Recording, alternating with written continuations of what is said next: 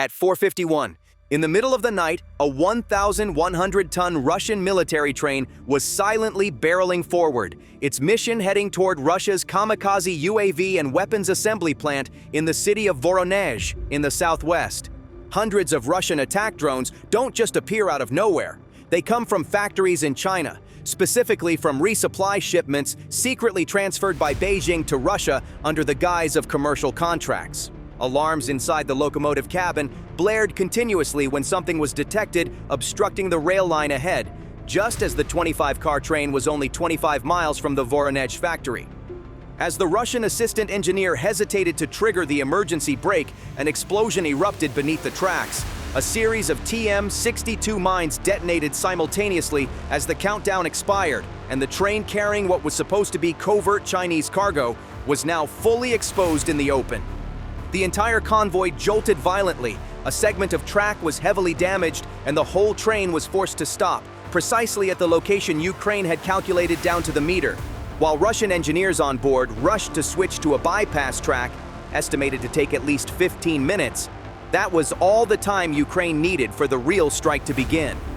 This was a mission planned over 3 weeks, coordinated with U.S. intelligence assets operating covertly in Kyiv. Journey data confirmed that once per week at exactly this time, a massive weapons train from the east would pass through this dead zone. Beyond the coverage of S-400s, Buk M2s, and Russian electronic warfare units, 3 TM-62 mines had been secretly planted the night before, just enough to destroy the rail line, but not enough to be detected by Russian ground patrol systems. Now, the train was standing still, exactly where Ukraine wanted it, and only one question remained. Who would strike first, Kyiv or the Russian rescue units? And then, the next phase of the plan began.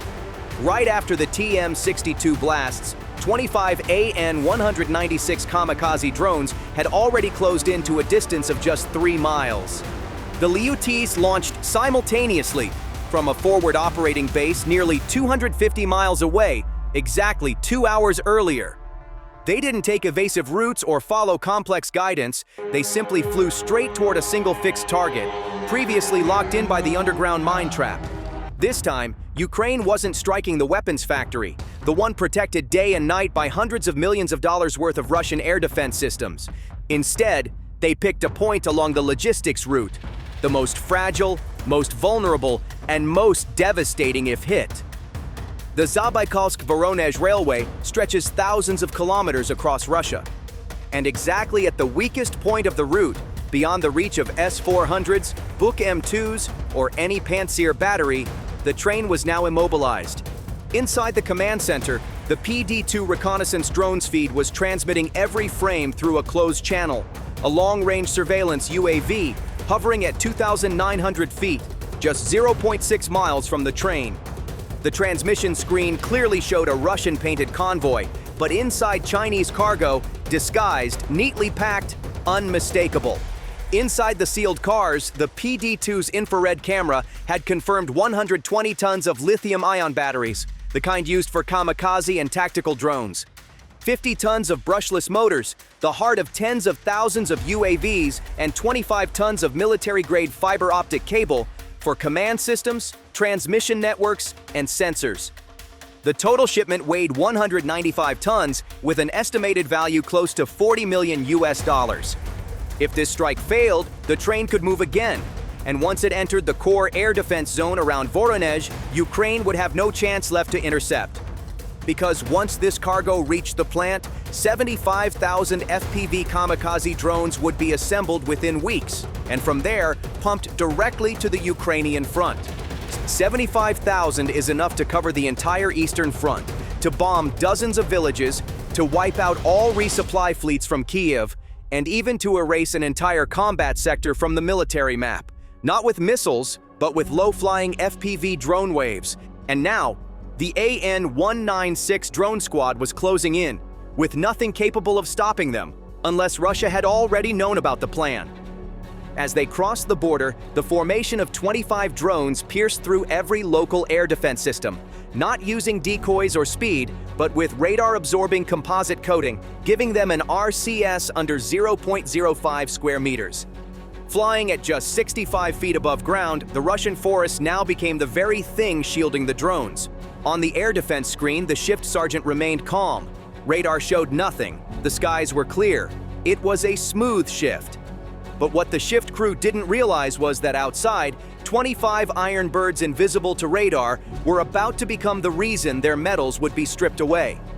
The surveillance systems had focused only on what they thought mattered, the weapons plant, and ignored the one thing that kept it alive, the supply line behind. It's like driving your limited edition supercar without a rearview mirror. You always know who's admiring your polished ride from the front, but never realize death just opened your door from the back.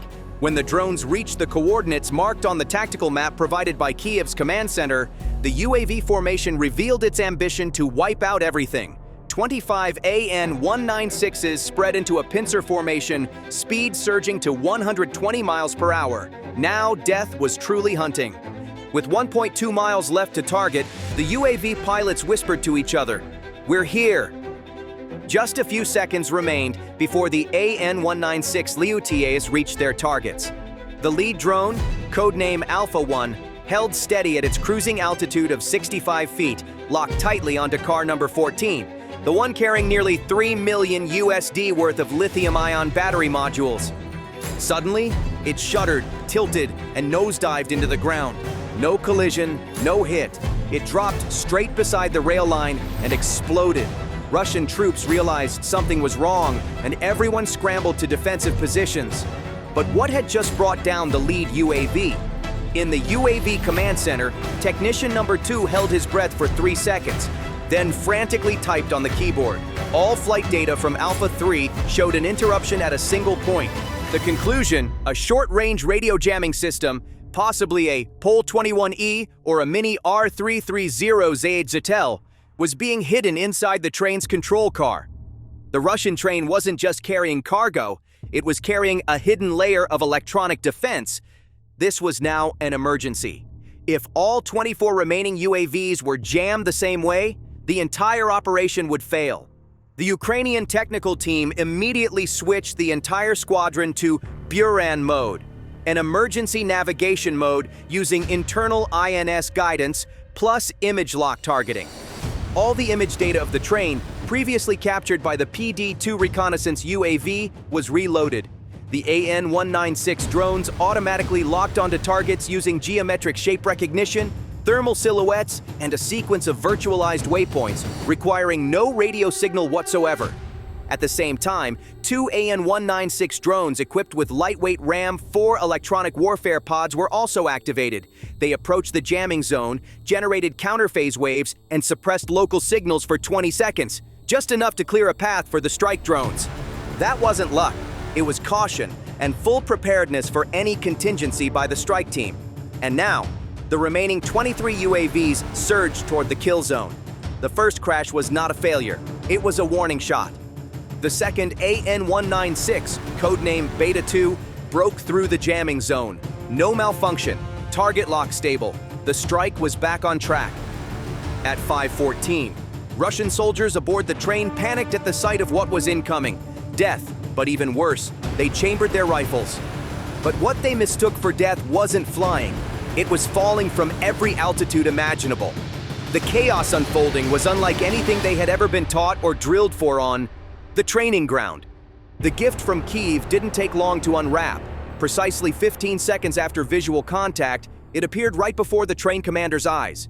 A massive explosion ripped through the front engine car. 2 AN-196 drones had slammed directly into locomotive number 1, where the control cabin's signal lights were still flickering. Flames burst out, windows shattered, electronic control panels were shredded by hundreds of high-velocity steel fragments. The diesel engine roasted itself alive. 2 blades had just severed every chance of escape for the prey. The serpent had lost its head, and now the body could only wait for death, one car at a time. This 1,100-ton steel beast, or as one might call it, Kiev's metal bait, now lay frozen. The AN-196S, with their winged bodies, hunted with explosive fangs, HEY warheads weighing up to 15.5 pounds, featuring steel-penetrating cores, preformed casings, and magnesium incendiary compounds. created with one purpose only to vaporize whatever they hit. The formation fanned out in 3 directions, executing a simultaneous strike, ensuring nothing would be left but ash by the time sunrise came. The first strike group dove into the head of the train. The explosion was immediate. The detonation of dozens of tons of lithium-ion batteries echoed backward. The train's roof blasted open, wheels shattered, the rails beneath melted under 1,600 degrees Fahrenheit of pressure and heat. Blue fire erupted. A chain reaction swept through adjacent train cars. Within 5 seconds, all the guards stationed at the front were blown apart. Some burned black, others crushed instantly by sheared-off metal slabs. The radio on board that had been calling for reinforcements went silent. Putin's reaction on the other end of the line? Rage? Undoubtedly.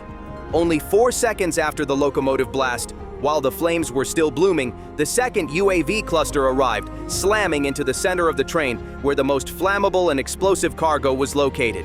The first Liuti of the group dived straight from 260 feet, punching through the car's steel roof and triggering its 7-kilogram HEI warhead, producing a vertical fire column rising over 195 feet. The massive explosion ripped the car's frame apart. Lithium batteries were flung outward and ignited in a chain blast. 2 more UAVs struck cars number 12 and number 14, hitting the compartments containing the UAV control modules and engine assemblies. A double explosion followed. Then, an uncontrollable chain fire swept through the entire center section of the train, plunging it into a burning inferno. The fire no longer just burned. It consumed the metal structure, turning each cargo module into a buried landmine waiting to blow. All 8 central cars rattled violently, their hinges cracked open. The red blaze reflected off "Made in Russia" paint, hiding the Chinese origin now burning underneath. The final strike group, like dozens of scythes of death, closed out one efficient day of operations for Kyiv's Steel Legion. No warning was given. 3 196 Liutis skimmed in at ultra-low altitude, slicing just above the treetops, then dive-bombed nearly parallel to the ground, a finishing move from behind.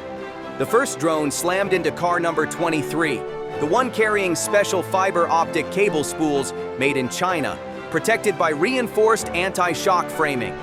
The blast tore through the steel like paper. The coils burst out like flaming ropes, igniting from leaking oil, dragging a line of fire behind them. The remaining 2 UAVs struck cars number 24 and number 25, completely severing the rear section, sending the cars tumbling off the tracks, flipping sideways into a sea of fire. The kill shot was delivered. The prey could no longer move, could not call for backup, and all the war cargo that China had supplied to Voronezh was now nothing but charred metal. In the eastern sky, dawn had just broken, casting light over the wreckage like a silent warning sent to both Beijing and Moscow. When the first rescue teams arrived, there was nothing left to save. No bodies, no intact cargo, only jagged shells, twisted steel, and fiber optic coils blackened to charcoal, with the acrid stench of burned batteries hanging in the air. Result: the entire train eliminated. Losses 25 blocks of steel and a little sweat. The railway supply line disabled for a week. The weapons plant complex temporarily shut down due to lack of raw material. And at the forward operating base, another wave of kamikaze UAVs was already being assembled. The next target ready for orders.